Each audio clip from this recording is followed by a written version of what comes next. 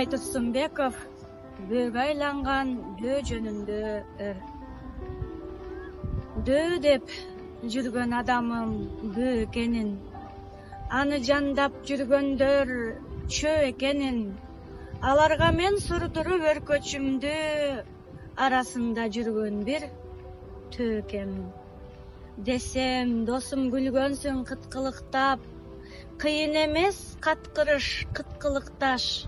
Каршы чыксам бир күнү ошол бөөгө, чөөлөрүнө заматта кеттиң ыктап.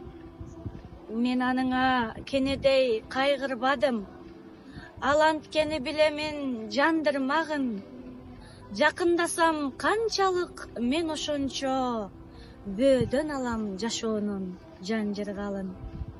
Деген үмүт турганда көкүрөктө, турдуң ага сен дагы өчүрөткө.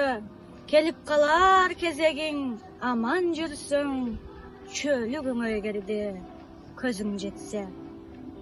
Ырылдаса кошулуп тырыңдасаң, мыжыңдаса кошулуп кыжыңдасаң, атаң, апаң, досуң да ошол болуп, башка эч бир адамга сыйынбасаң.